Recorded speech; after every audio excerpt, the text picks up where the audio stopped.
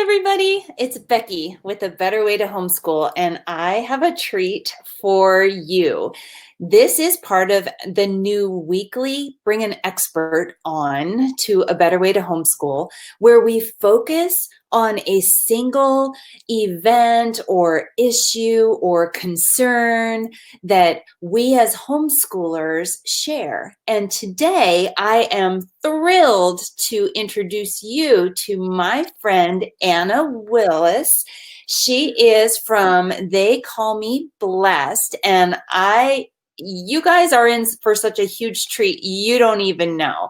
So before I let Anna say anything, I met Anna about a year ago in a marketing class, and we were she was sharing her story with me, and so I very quickly went, I need to know more about this girl and what she does.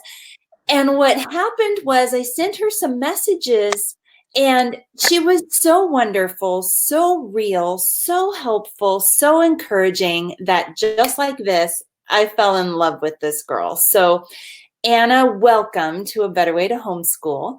Whoops.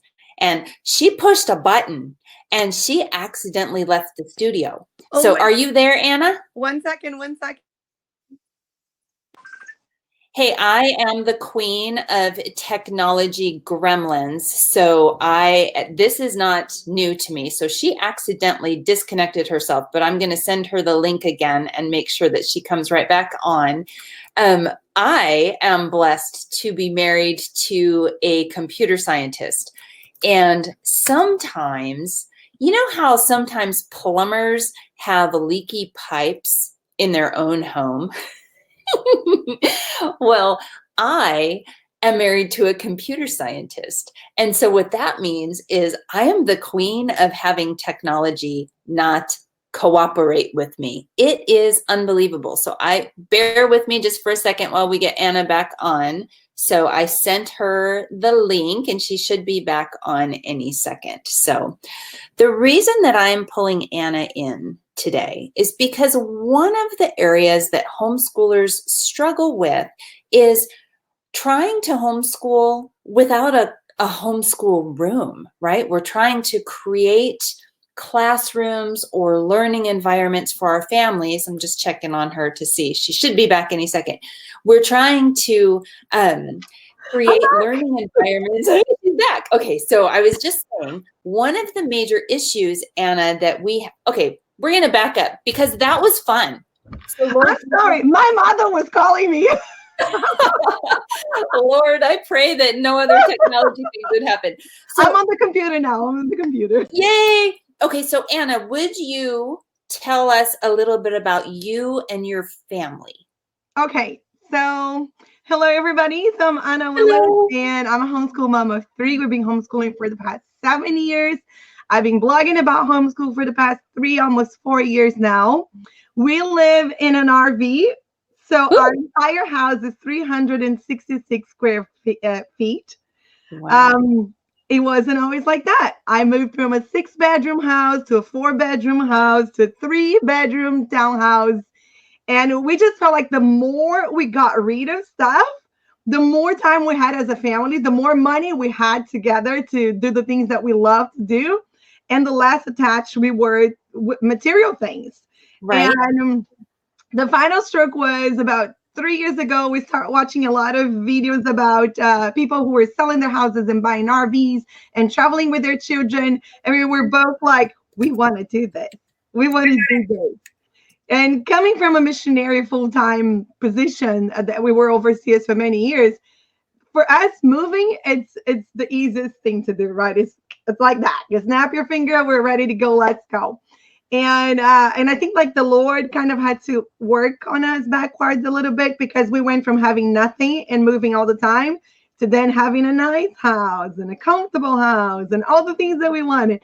And then quickly he worked back the stairs again. And we were like, okay, we want to do this. We homeschool. I work from home. I can work from anywhere.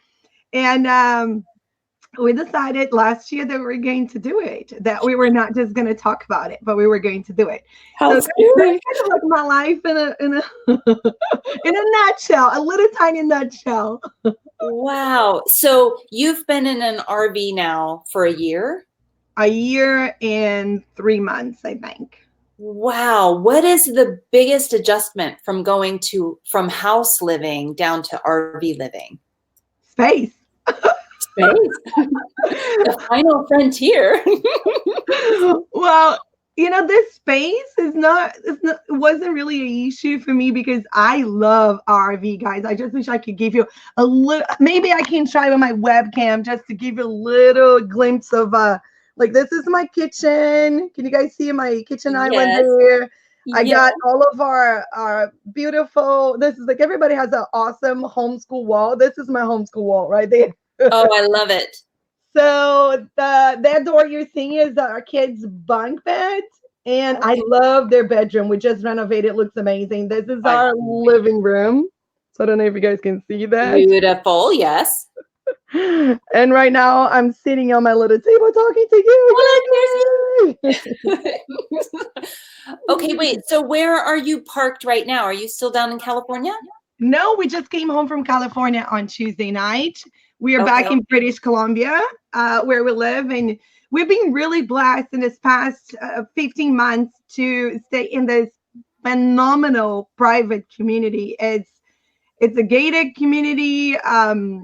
It's in the middle of the most beautiful place I have ever been in my life. We are actually behind our house is a sanctuary for eagles and salmon, and it's absolutely stunning. Like we are blocked from the water. That's how beautiful it is. So we got the mountains behind us. We got the water right down from our place. We were really blessed. This place has everything. It has like indoor pool, jacuzzi, gym, library, games room, clubhouse, and it's been amazing. And the most amazing part of this all is that today our housing expenses is less than half of what it was 15 months ago. Wow. My husband would love to live in an RV. He's a mountain biker. And so we have 4 boys still at home, and they mountain bike and they watch those YouTubes that you probably have a YouTube channel. So I'll get all your links and things and I'll share it with everybody. But he watches those YouTubes of the vans where everybody lives out of their, whatever you call them, the van living thing. And he very popular here. Very popular. Yeah, he would love to do that. I think I would have a conniption fit. I don't need stuff, but I cannot imagine being trapped in like, anyway, or I'm just going to say I'm super excited for you. Well, the most amazing part too is that you don't feel trapped because there's so much outdoors. Yeah, and it's just so beautiful. We have our big picnic table outside. We have our own yard, our own lot. So everything, you got pine trees all around, and my kids, they can go anywhere on their bikes or their scooters, and I don't have to worry about. Right. Now, how old are your kids? How old are your kids 7, now? 9, and 11. 7, I have 9, 2 girls and 1 boy. Right. And so what grades-ish, I know homeschoolers don't fit into a box. Mine don't, certainly. But what age, what grade is that? Is that 1st grade through 6th grade? 2, 4, and 5. So they're now going to 3, 5, and 6. Okay, I'm going to write that down. 3, 5, and 6. So we're going to move. Yeah, it's like we have to add the, the in-between grades, because there are things that some of them are like ahead, some of the things they're like a little bit behind. So yeah. But on average, that's what it is. So we're going to move into small spaces, but as far as what you're teaching, do you teach them all together, or do they have separate things that they do? How do you do that? We teach mostly all together. We follow a Charlotte Mason philosophy of education. So don't go too fast. We're going to talk about that in a second. Charlotte Mason, go ahead. We do Bible, history, geography, literature, science. We do it all together, all 3 kids together. And the only thing that Okay. they do separately on their own levels is their math and their language arts. A lot of language Oh, arts we do together too. So they would do their spelling, they would do some writing, but mostly like their language arts books, they will do their separate levels. okay. So because they're together, that means you have less stuff, Much right? less. Books and things. No. So, And I have so more talk. time. I have more time because I'm teaching them together. Yes, my boys are, I have five, but I have three that we're still homeschooling, sort of. I have a 13-year-old now, a 15-year-old, and a 17-year-old. And so we're getting to the point where I'm only going to have one at my kitchen table full time this next year because the other two are doing community college, we think, community college, high school together. That's what we've done with some of the olders. So we're doing less and less with the homeschooling because the kids are growing up and they're moving out. But I always group them together, except this one year where I tried to do, I think I had four in school at the 3 or 4 in school, and I tried to do the different grades, and I think it lasted 2 weeks. And I said, no. Why do we need to do 3 histories and 3 sciences? No, so then we did the teaching where I made it easy, and then I tried to bulk it up for the older kids. And then I really quickly learned that no, you teach the older kids and then you water it down for the younger kids. That was easier for me anyway. So able to streamline the books and things. But so anyway, have you found that? You must have found that too, that it's easier to just condense Yeah. what you're doing. Mm-hmm. Yeah. So when I'm teaching my kids together, I don't expect all of them to show me how much they've learned on the same level.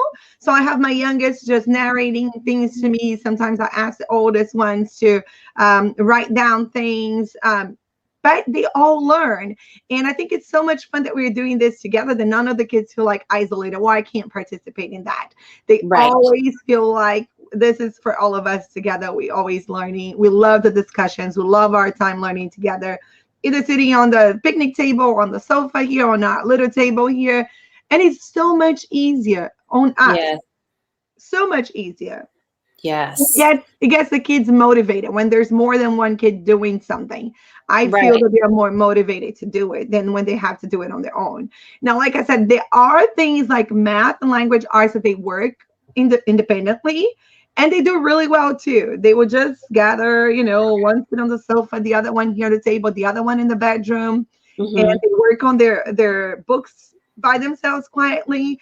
My daughter loves music and she loves doing her math while she's listening to classical music or whatever music. Right. While my son could not have any noise whatsoever if he's doing anything. So Right. it works well. We still have space enough here that we can put one in each corner. So that's what I want to talk about. Because you live in an RV, you've had to streamline things because you only have 366 square feet. So you don't want 324 square feet dedicated to school stuff. So I would love for you to walk us through quick tips or hacks or whatever secrets to how do you keep things organized? How do you do this in a small space? Because not most of us aren't in RVs. However, most of us don't have homeschool rooms either. I've never had a homeschool room. So this is where I would love to hear your best tips and tricks for homeschooling in a small space. Okay, so my tips are actually for any homeschool mom. It doesn't matter the space that she has, because I found this true. I had a ginormous homeschool room in one of the houses that we lived, and I never used it. And then the last house we also had tons of space. I mean, the space of this RV was the size of my dining room, which was insane. Wow. Wow. We measured it. We were like, okay, our RV fits in our dining room and a bit of our kitchen. So here's what I've learned in this past years, and that's why I call it a capsule homeschooling. I don't know if you guys are familiar with the term capsule wardrobe and how people have just narrowed down their wardrobe to just a few pieces that match together, that they can use it together without having that huge amount of clothing. It's all about quality and not the quantity. And I found that the more space I had, the more stuff I bought for our homeschool. And 95% of it were never used. They were just sitting on the shelves. We have this hoarding spirit Yes. as schoolers that we think that the more books we buy, the more game boards we buy, the more manipulatives we buy, it shows that we do more and we learn more. And that's a lie. Right. That's a lie. That's truly, it's beautiful to have all wonderful books and everything else. But I, in my opinion, at least I felt like that, like the more empty space I had to fill with something. Right. And if I'm going to fill with something, let me fill with something that shows people that we do school in this house. Right.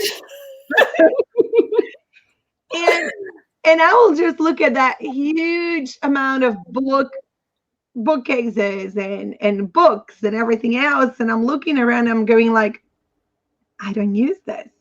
Right. And let me give you a revelation. If you don't use it, it's useless. Yes. If you don't use it, it's useless. It doesn't matter. Being just there on the shelf is just accumulating dust. It does not make you a better homeschool mom. It does not make your kids smarter just to have it on the shelf.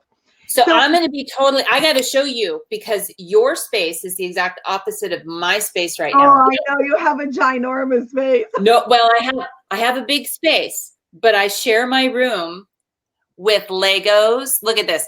My kids helped me decorate this room today. Wasn't that nice? Okay, so this is, look, they even have toilet paper on the ironing board. What is that about? But here's my toilet papers are useful. Yeah, I don't buy tissue. Okay, so we've got homeschool stuff on the back shelf, but then this is the stack of homeschool stuff that I never used this year. So we're in a very active decluttering. I'm in Sarah Mueller's Organize My Home. That's the secret. See, for the past 3 or 4 years, I've been running a annual not declutter, 20 days to organize your homeschool. And the best thing that you can do is to actually declutter. Get rid of the things that you don't use at all. Yes. Don't keep thinking, oh, one day I'm going to use this, because 2-3 years are going to be by and you're not going to use it anyways. Right. Well, and I've been homeschooling 20 years, and I know that I don't need all this stuff. And yet I still fall into the trap of, oh, well, maybe we never get to it. It's a lie. We never get to it. So we've been lied to. And I declutter, and then I collect, and then I declutter, and then I collect, and it always ends up. It's always like that. I just came back from California, from the Great Homeschool Convention, right? Right. And I got there and I said to my husband, I don't need to buy anything. I'm not buying anything. I don't need curriculum. Thank God we're giving curriculum all the time. Like I actually have to give it away. Right. But yeah, I came home still with a bag with a few books.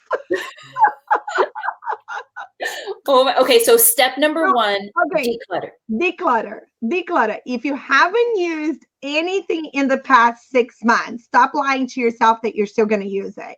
Right? Don't give. But when my daughter is in 3rd grade, but when my son is, you know what? When they get to that point, you can go and get it again. You can go and buy it used. You can go and get it at the library. Right. But you don't need all of that.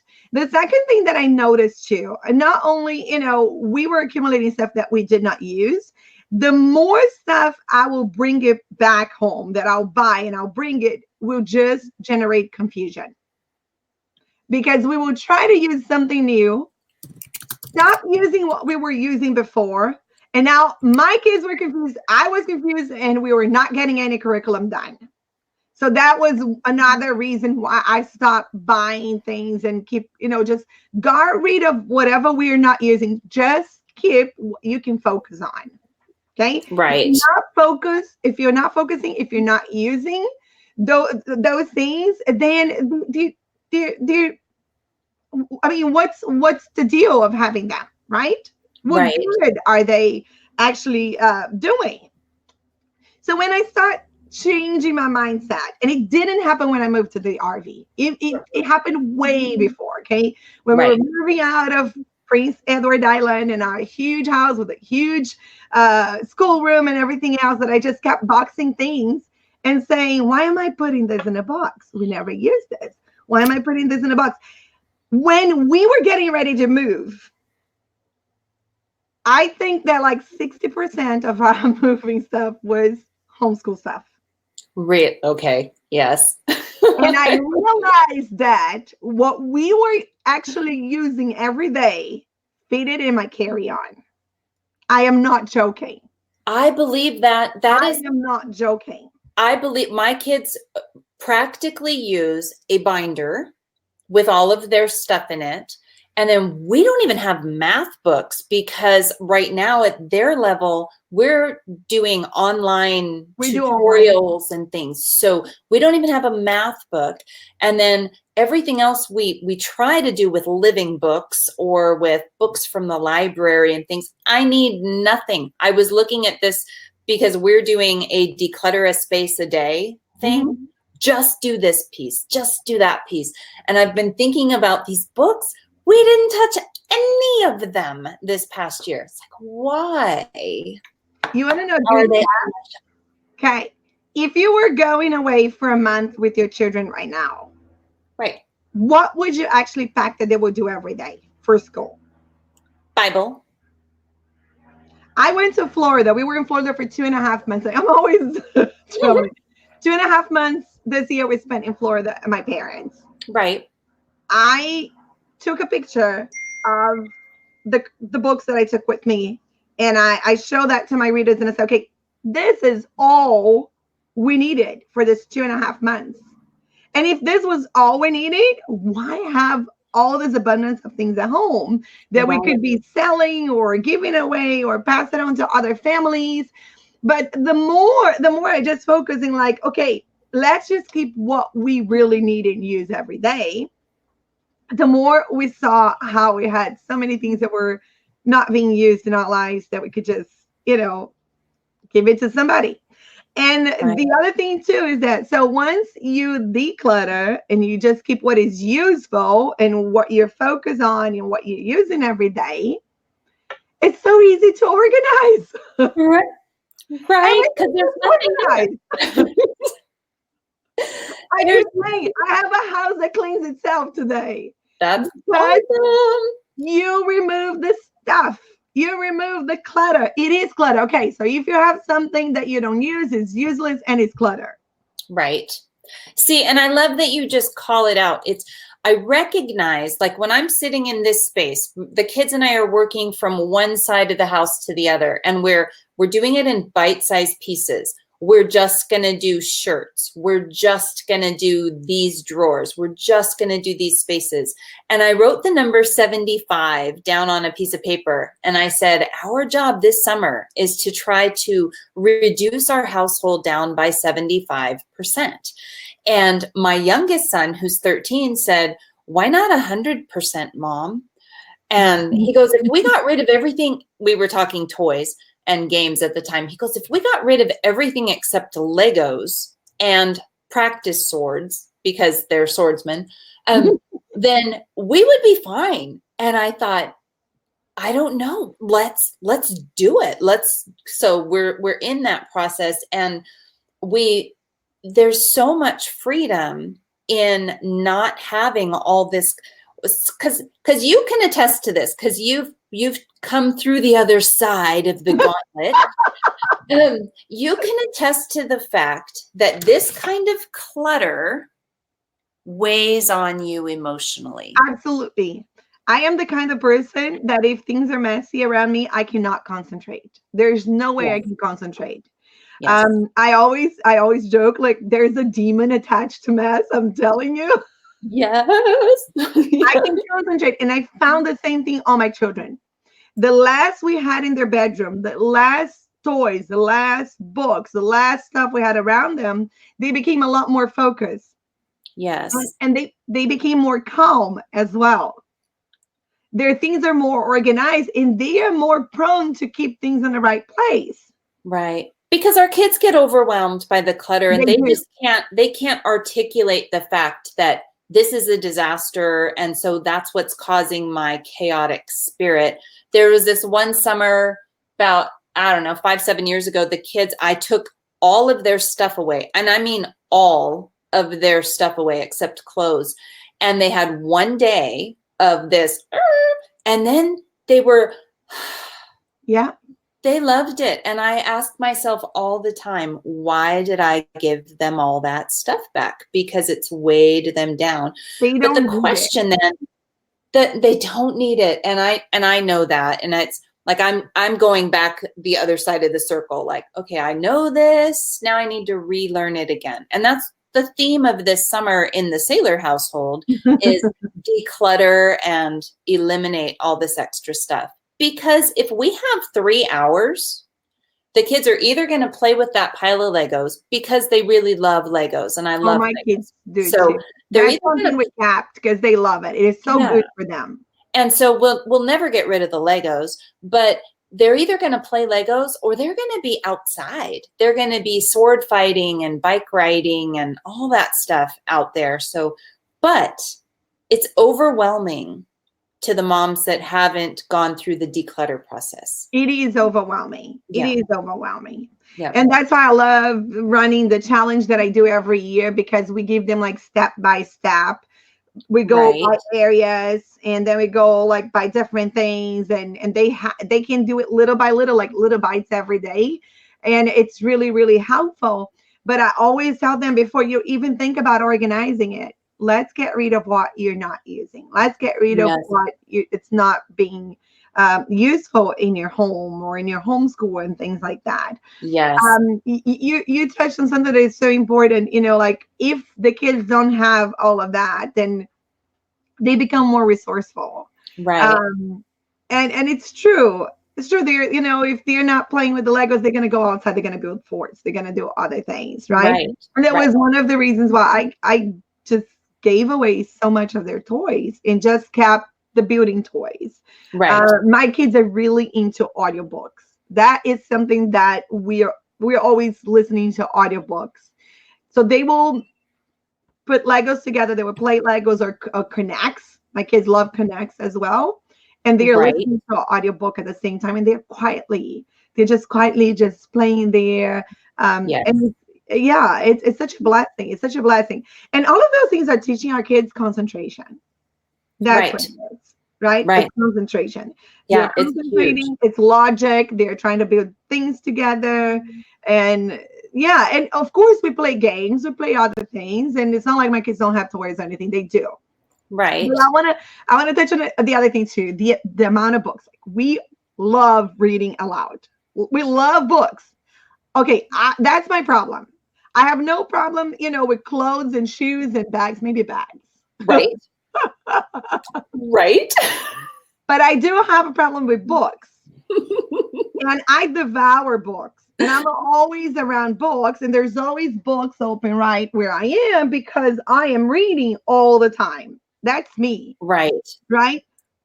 And it was hard for me to actually go from, oh, I love this book. I'm going to have it forever in my bookshelf, you know, and although I might read one day or not, right? I'll be so Right. excited. Now I'm like, I'm done. This was so good. Who can I pass this on? Right. Right. And it made a big difference. And talking about books, okay, so my kids are like me. They love books. They love books. But we can't be buying books all the time either because being in an RV, books are very heavy. We got not the space issues only, but we got the weight issue. Right.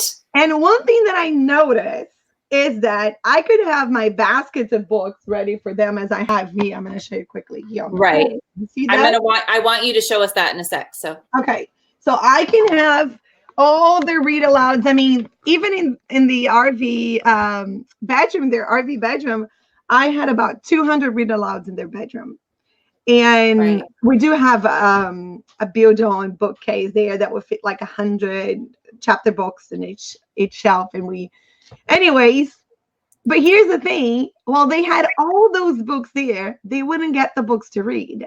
But every week we go to the library, and they would come home with a pile of books. Yes. Some of them that we have at home. Yes. So I finally got the message, why buy if they will get at the library so excitedly and come home and read it all? Right. And then have the built-in pressure of it has to go back. So they have to read quickly. You have to read it. You have to finish. One of my sons didn't read till he was 10. And he's actually my youngest, and I never worried about it. We just kept reading and reading.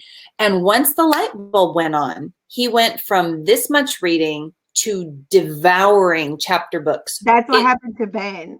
Overnight. So he has this one book that has 1,400 pages or something in it, which it makes me smile. He's on book 4 of this massive series of books. And he's constantly, okay, how long until I have to turn it in? And then he's dividing and conquering this thing. But like you said, totally neglecting all of the books on our shelf. I was looking at them the other day and I said, and then I held it and I went, I'm the one that wants to hold on to this, not my children. Yeah. They won't care. I need to let it go. And so anyway, sidetrack. Yeah. Okay. So the library. So the library is huge. My kids love the library. And no matter like what place you go, there's a library. And if you're going to stay there like for 2, 3, 4 days or 1 week, 1 month, doesn't matter. You can borrow books and even audiobooks and then just take it back. But you don't have to be finding space for it in your house. Right? Smart. Very, very smart. And you get more excited. And you know what? They picked the ones that they are interested in reading, and they know that, oh, come on, we need to take it back tomorrow, so let me read today. And they will be reading the book. So it works better. Very cool. So now show us, so you have very minimal space. I do.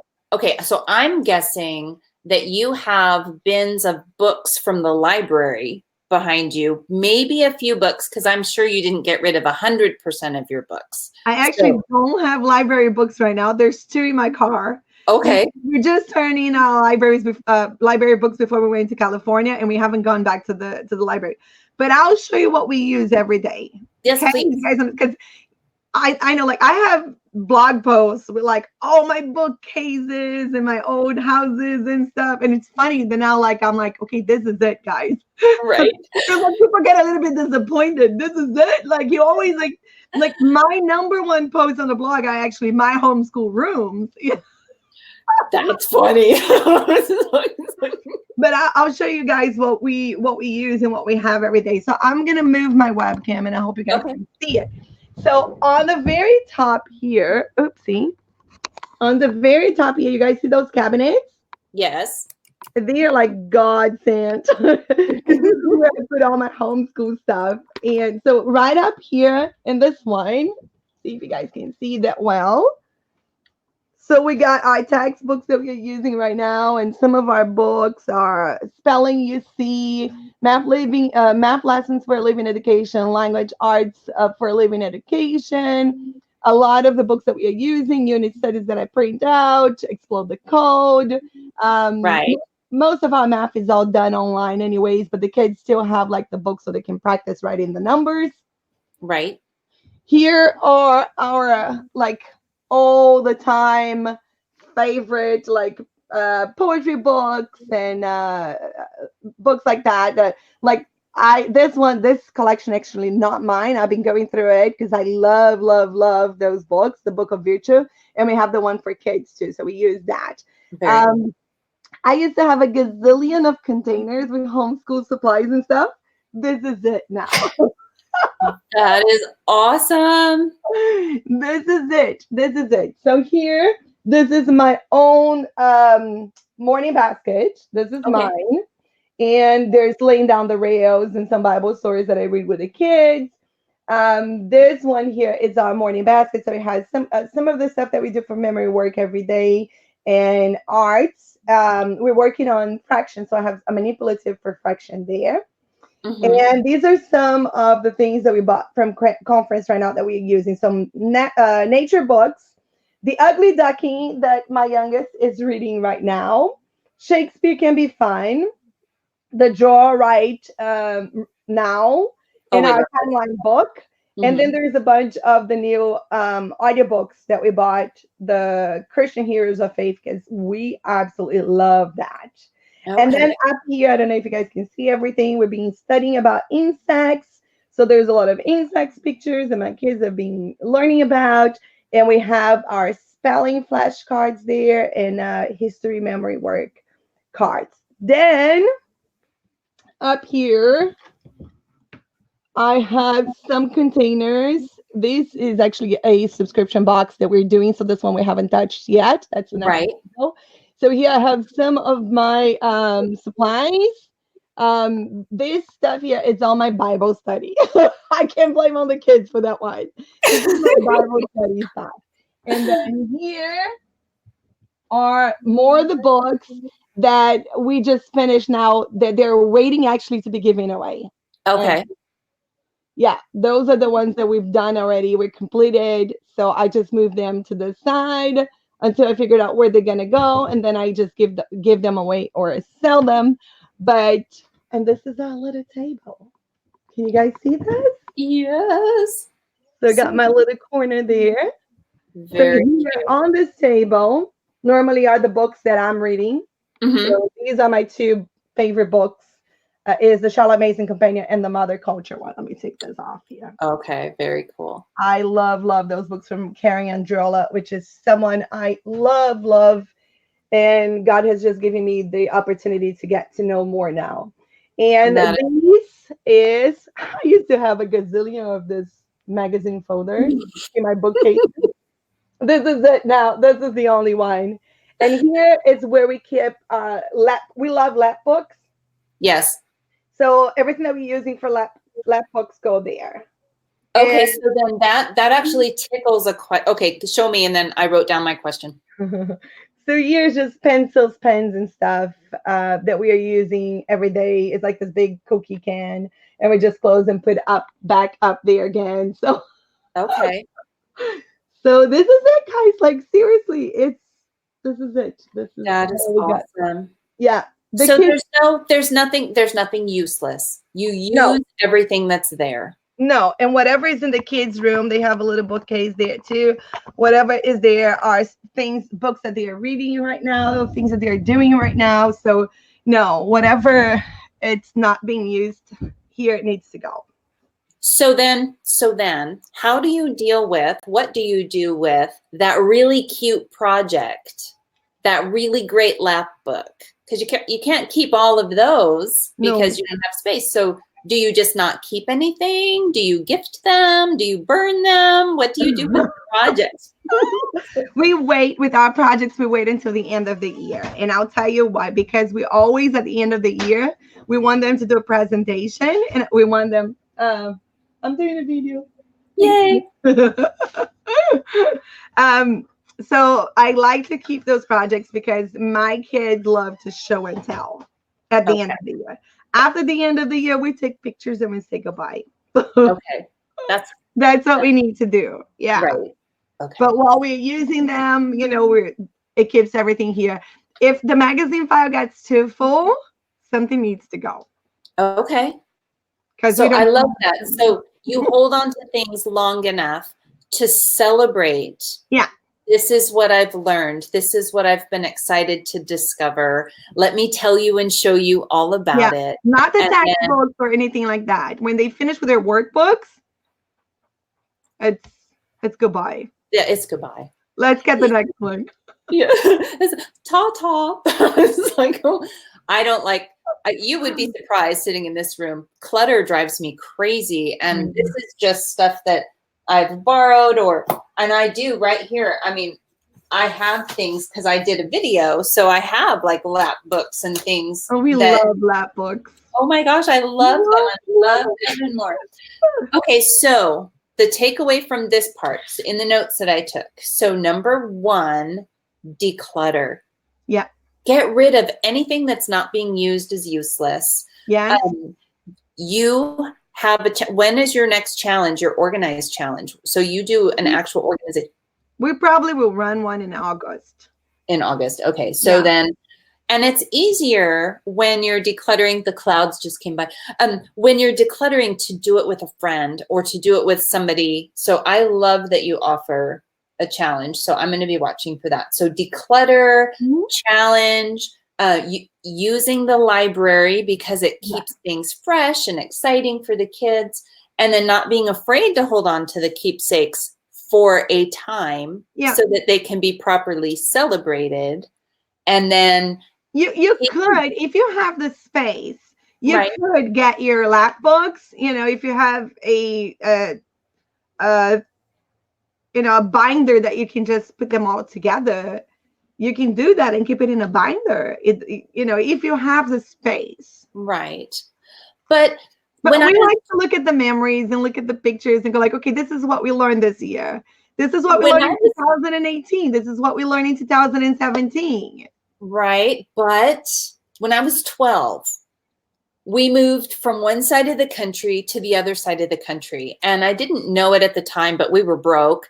And so my parents gave us each 2 cardboard boxes. And they said, everything that can fit in the box can come with us across country. But first you have to put in all your clothes, all your bedding, and your pillows. And so after you put all your clothing and bedding in, then you could put in your treasures. So I had a very limited box. And what I chose to put it took 2 feet of space, was a paper mache turtle. It was like huge. Where are my hands? It was this big, huge thing. And I remember being about 19 and my mom pulls the turtle out of a box and she's like, hey, here's your turtle. And I went, really? I used that real estate in that cardboard box for a paper mache turtle. Yeah, it means a lot. And I threw it away and I was like, done. And there was no, I think that my kids are going to look through all their stuff again. They don't, not really. Every now and again, there's something super cool, super amazing, like an essay or a paper or a speech or something that they gave. But there's very little that they'll go back and really, really appreciate. I think. But I always give my kids a chance to pick what they're really attached to at the moment. And they'll come back to me in a few days and say like, okay, Mom, that can go now. Right. Especially my youngest. But the turtle was really important to you when you were little. Then when you're 19, you're like, why is this still here? Right. And I appreciate that my parents did let me, take it, because I think it was a friendship thing. And one of my kids, he's 17 now, is a master builder of things like Legos and Tinker Toys. And he would become extremely emotionally attached to his creations. And so very early on, I had to teach him that it would live in the house for a period of time. And then I would personally break it for him. And it's not heartless. He was so emotionally attached that there was no way I could have the creations stick around forever. We just wouldn't have the space. So we started to take pictures of his creations, and that was it. Once he could capture it forever, he was good. It didn't need to stay built anymore. So anyway, so those are excellent. Even like some of the things that was really hard for me was like my kids' first books, where I see how they were writing for the first time and doing, but I snap pictures. Right. And now I can go back and like, oh, look at your first handwriting or whatever, And I didn't have to carry the whole book with me. Right. So there are ways. There are ways. There are, and there, I'm sure there's a piece of paper somewhere that, like in my Bible, I have pictures where the kids, the first time they wrote their name, that it's in my Bible. So I do have some stuff like that, and I still have way too much stuff, but It's so anyways. cute. Yeah. So the whole idea of capsule homeschooling is just keeping what you're using. If you're not using, it's useless and it's a clutter and it needs Right. to go. And it can bring confusion, distraction. Like I said, if you have too many things that you're trying to use in your homeschool at the same time, your kids are going to get confused. You're going to get confused and you're going to feel like you're not going anywhere. You're not accomplishing anything. So try to eliminate anything that makes the kids or yourself feel overwhelmed anyways. Boy, that's a big percentage. I love it. Eliminate things that cause overwhelm. Okay, so this is transitioning beautifully because you talked about Charlotte Mason a little bit. Yeah. I mentioned living books a little bit. Somebody already asked about that. So I want to move into now I'm not a labeler and I have the memory of Dory from Finding Nemo. So the second you start throwing labels around, my brain goes, wait, what? I don't know. But I would love for you to explain, what is the Charlotte Mason philosophy, or what does that mean to homeschool like a Charlotte Masoner? Okay. So I'm going to give you like in a little nutshell, because I'm going to be talking about that Monday at 1 p.m. Pacific at the Charlotte Mason Online Conference. So I'm kicking off the conference on Monday, actually, giving an overview of the Charlotte Mason philosophy of education. Why is it important for us? Why does it matter in the 21st century? What a 19th century British educator said. Right. Okay, so in a nutshell, Charlotte Mason was a British educator in the 19th century. By the way, Miss Mason never had kids on her own. Really? That's why she had a lot of time to observe. Yeah. I always say that. She had a lot of time in her hands to observe and write all those books, let me tell you, because we don't. Oh my gosh. But she focused in this gentle art of learning, and she saw kids as a whole person, right? And she understood that they had to be educated, not just the mind, but the soul and the body and the spirit. And she had Jesus and the gospel as the backbone of everything that she did. And so one of the things that she focused a lot was creating good habits, training our kids in good habits. And let me tell you what a difference that made in our homeschool. Because I was never, ever taught, I don't know about you, Becky, but I was never, ever taught what pay attention means, but I was always told to pay attention. Right. Right? Right. So I was like, okay, pay attention. But I was never actually fully taught the meaning of paying attention. So when I started working on creating good habits on my children, one of the first habits that I worked on was the habit of attention. And laying down the rails, one of the books from Simply Charlotte Mason, she puts as attentiveness is to put the full force of one's mind in what they have in their hands right now. Wow. What a lesson for us in the 21st century. Right. We are trying to multitask, and we all are so overwhelmed and exhausted from trying to do so many things at the same time, yet we're not paying attention to what we are doing. Because we are not putting the full force of our mind into what we have in our hands right now. Full force of our mind. I love that. I've heard you say that before. I've heard you share that. So when I've learned that, it changed the way that I paid attention to my children. Right. It changed the way that I paid attention to what I had in my hands to do. And I was able to teach my kids to be attentive. That is amazing. So attentiveness, character, life skills. Everything. Right? It's everything. Like when I tell my kids one thing to do or something, I don't repeat myself. Smart. They have to pay Lady, I'm sorry, wait, let me interrupt you for a second. Ladies, pay attention to that. You say it this many times. And they know that. I will give them the instruction one time. Right. I will look them in the eye and I'll be fully present as I do it. And I'll explain to them once and I'll tell them what I expect of them.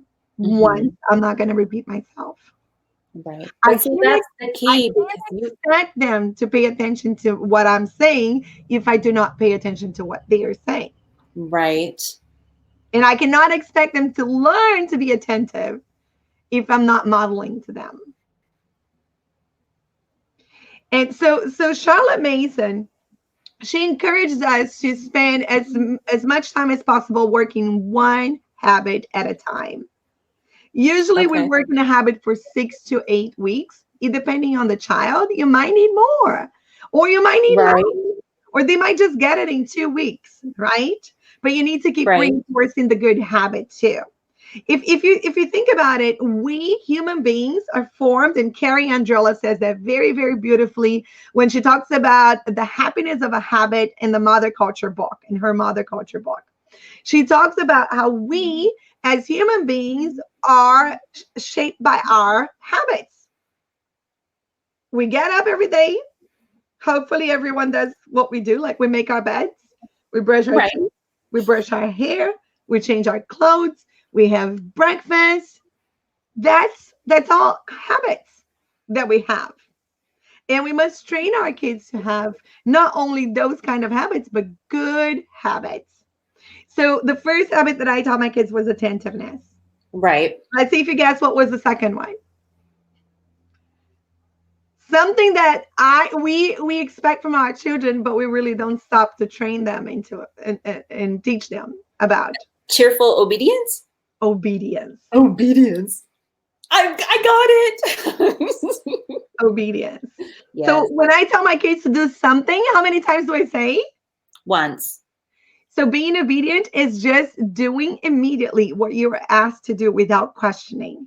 Right. That's obedience, because if they are turning back and they're talking back to me and they're asking and they're telling me that I want it, that's not obedience. Right?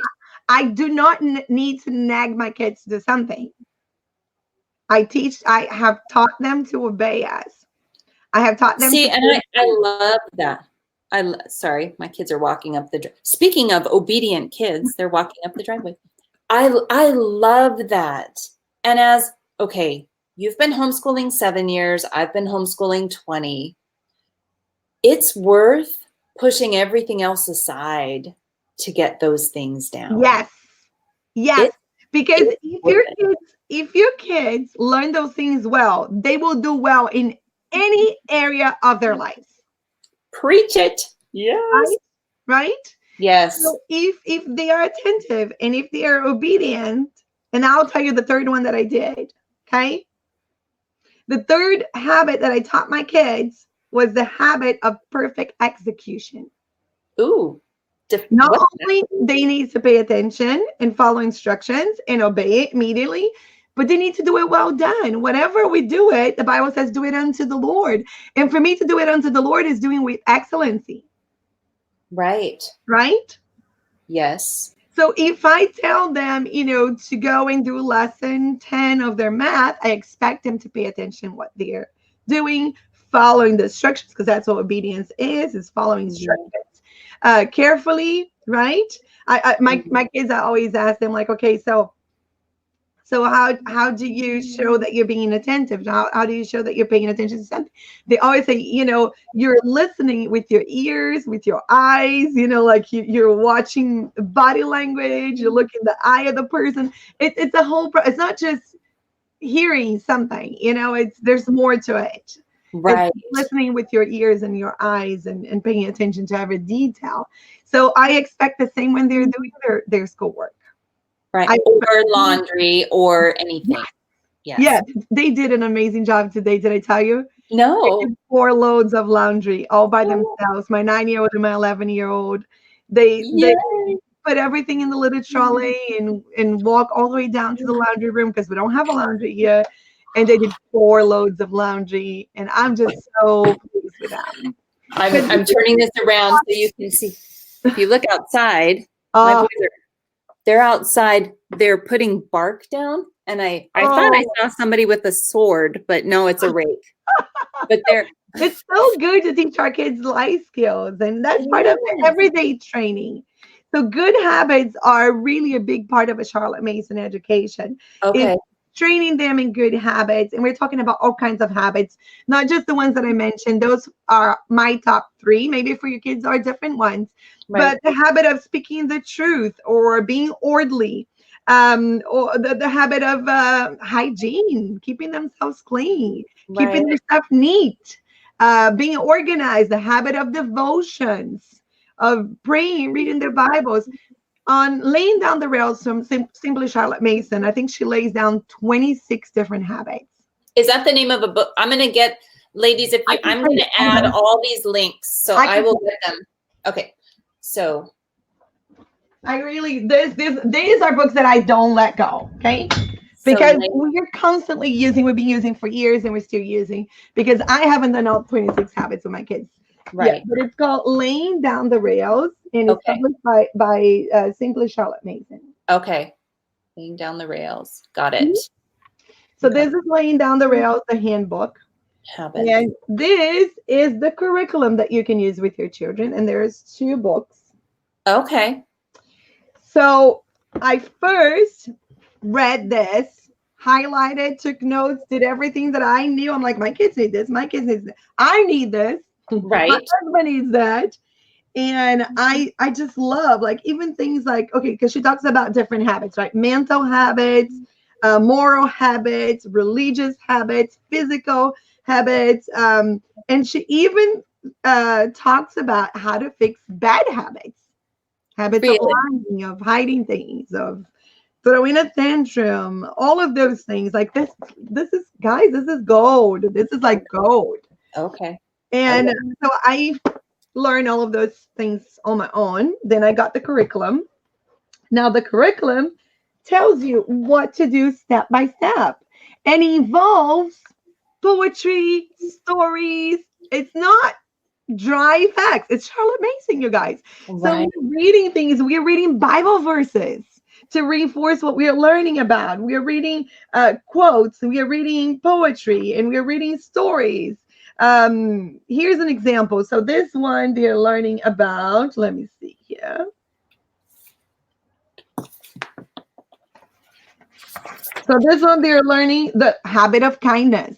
It is a habit to be kind with other people. You need to Yeah. teach our kids to be kind. And there's several stories, including the lion and the mouse and heroes of the plague, and a beautiful poem called Butterfly. So there's another bird story from 50 Famous People by James Baldwin. So you're reading every day, and you don't have to do every day, actually, like 2, 3 times a week. Right. Part of the morning basket. You pick one of those stories, and you talk about it, and you ask your kids, what's the moral of the story? What is the lesson that we're learning here? And you're reinforcing the good habit that you're working on. Right? Wow. So it's a wonderful, wonderful resource to have. So that is one of the biggest things for me that I love about a Charlotte Mason education. It's educating a child, not just the mind, but the body, the soul, and the spirit. That That's is the whole person. so powerful. So now, ladies, up here in the description somewhere, there's a link to a document that I made so that you can write down anything that you learned from Anna. Find her on her website. But this one right here, Anna is throwing a party of the century. Big word. And it is such a party. And I never was like a college partier or like those kind of people. But there, apparently, if you go to like a college party where they serve things that you shouldn't drink at a college party, there's a cover charge. So your party does have a cover charge, but it's really affordable. It's only $10. I can't believe. Yeah. Can you please, before I let you go, tell me about the Charlotte Mason online homeschool conference. Mhm. It's 5 days of 5 live. days. So tell me all about this. Pretend I've never heard anything about this, even though I know you're fantastic and I know about this. But now tell the world. Invite us to Okay. your party. All right, because I've seen amazing fruits in our family by from using the Charlotte Mason method of education Uh-huh. in all kinds of aspects. I can testify that it's absolutely amazing. I always dreamed about having a Charlotte Mason online conference, and I was wondering why nobody was doing one. Because So it's for you to do. finally, about a month or so ago, it dawned on me that I was supposed to do it. Right. And I was like, let me just do something small. And me doing something small is always a joke around here. So let Right. me just do a small conference. Maybe we'll have 100 people or 200 people. And so we began to plan and we began to pray a storm that the Lord was going to orchestrate this conference. And this Right. conference has grew to almost 500 attendees now. Oh my goodness. 23 speakers, 25 workshops, 5 live workshops a day from Monday to Friday next week. The workshops are in the afternoon and evening. So in the Okay. morning, if you're still finishing homeschool, you still have time. Because I'll be finishing homeschool in the mornings. Right. I'm done for the summer, but good. That's We're awesome. not done yet. We're not done yet. Our travels always keep us like, you know, not behind because there's no such a thing as behind, but it does keep us going. Right. So we have absolutely amazing speakers. We have Jenny Fulbright from Apologia. We have Dolly Freeman from the Charlotte Mason Way. Tatiana Durias, which is the other organizer. Tatiana and I are super close friends, and she blogs at the Musings of Mom, and she's been using the Charlotte Mason method for 13 years right now. Okay. She has 5 kids, 2 graduated already, and amazing, absolutely amazing.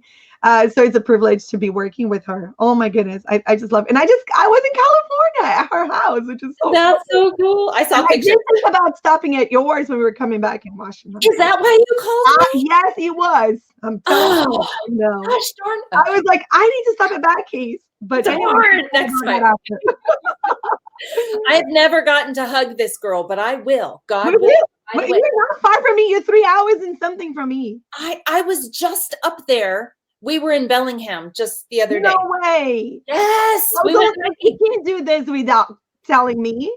I didn't know It's like until 45 it was minutes Father's from Day. It's like, no, Okay, so an hour from us. okay, so Okay, the let's go conference is back. Monday through Friday, Yeah, and Monday it's to Friday, live. 1 p.m. Pacific or 4 p.m. Eastern time is when we kick off the conference every day. Okay, 5 live workshops a day. Now, okay, remember, Becky said is only $10 for the conference. It's $10 with lifetime access to all workshops. with lifetime access. To all workshops. Oh, okay, so And that a really means it's gazillion free. of resources, of Charlotte Mason friendly resources from our sponsors. Wow. Okay, so in that document now, I have a link in there. I actually love Anna so much. So I'm not a speaker in the conference, but that is actually You might be next year. next year I would love to. Oh my gosh, I have so many ideas. But I have a bonus in that thing too. So if people buy through that link, I have these amazing handwriting worksheets that are see, I didn't understand Charlotte Mason before, but I'm writing these worksheets from life skills, like practicing copy work, saying I like, love it. I will replace the toilet paper roll when I get to the end of the roll. I will not put wet towels on the floor, or these are the steps of first aid, or this is how often you should change your oil in your car. Life skills things while they're practicing. So I'm giving those to free to anybody that signs up for the link. But this live thing, is it hosted on Facebook? Yeah, okay. So the live workshops are hosted inside a private Facebook group. Okay.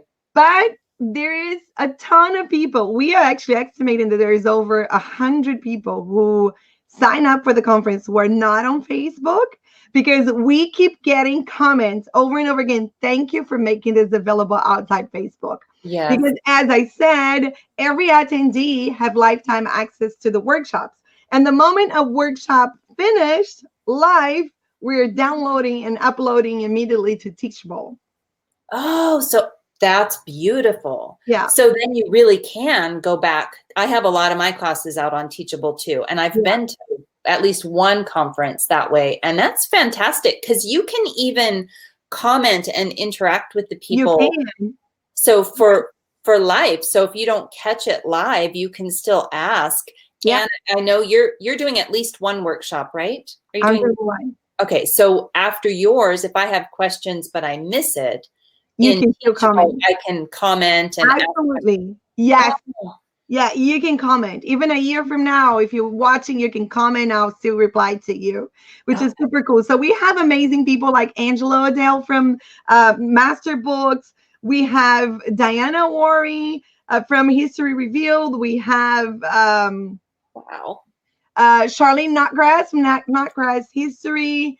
Wow. We have there's this couple. I just I got to meet them, like do a live with them today quickly. John and Crystal Schindel, and they have a podcast called Charlotte Mason Says, and they're actually reading through the Charlotte Mason volumes, and they're discussing on their podcast. Wow. And it's so good. I've been binging on their podcast. Then you got Sarah Bliss from the Holistic Homeschooler. I love Sarah. I love her too. I love her even more now that I got to know her a little bit more. Then you have there's Jennifer. What's her last name? I forgot her last name right now. She's from the Charlotte Mason Kindergarten. She is amazing. She's just amazing. There's all these amazing speakers, and you're going to be able to interact with them live. But okay, so for $10, I can attend the free the live conference. Lives in my yoga pants without worrying about putting on makeup or anything. Mm-hmm. Then I get to access it live, and it's just like one of those commercials. But wait, there's more. Isn't there a swag bag? There's a huge swag bag. Wow. So what kinds of stuff's in the swag? I'm not going to tell you because it is really amazing. We also have Julie Ross from A Gentle Feast. Her curriculum is like one of the top curriculums amongst the Charlotte Mason homeschoolers. What's her name again? What's her name? Julie Ross. Okay. She is amazing. I don't know her. I'm gonna have to. You're gonna love her. There's so many great speakers, you guys. I can't even say anything. And I have to say this. We could not have done this without the love, kindness, and support of Karen Andriola. She has been she is the woman who brought Charlotte Mason to us. Really? That's the reason why we know what we know was because the Andriolas, when they moved back to the States after living in England, they brought back all of those books with them and they republished them so they could be available to us today. And she's also the author of my favorite books that I've been talking to you guys about it, Mother Culture, and there's more there. This one, the Charlotte Mason Companion. So Karen, and I'm writing it down. Andriola. I've been taking notes while Anna's talking, so I'm totally being attentive. But I'm gonna add these into that document. Yes, and a pocket full of pine cones, which I love. It's a book for moms, actually. Aww. So good, filled with stories that just they're little balms to your soul. I don't think we could have done what we're doing without her support. And out of you think you think about somebody that you read her books all the time, right? Will she care? And when she found out about the conference, she just began to pray for us and for the conference and sending me the sweetest emails you can ever. I cried the first email I got from her, and just I got goosebumps just talking about the Andriolas because they are amazing people. They're so kind. So we couldn't. I don't think we would have gone to 500 attendees. They even share on their Facebook page about the conference and everything else. Yeah, well, we do have a surprise for them lined up, so we can't talk about it. Yeah, we're excited. Okay, so we're all going to be hush hush quiet. And Tatiana, she popped two other names. So she said Jennifer Dowdy. Dowdy, yes. Dowdy. Jennifer is the sweetest person, guys. Really, and Corey Dean. These okay. So Corey, when you talk about Charlotte Mason in Canada, you need to know Corey. Okay. Corey is amazing. She's amazing. So I met Corey in one of the Charlotte Mason conference in Nova Scotia. No, in New Brunswick. Okay. So she has a very popular curriculum here called Come Sit By Me. Okay. And she's well known here in Canada. Corey is just like, you think about somebody who just loves Jesus like we do, like more, and she has a passion for children's ministry, and she Oh. leads Awana, and she's just like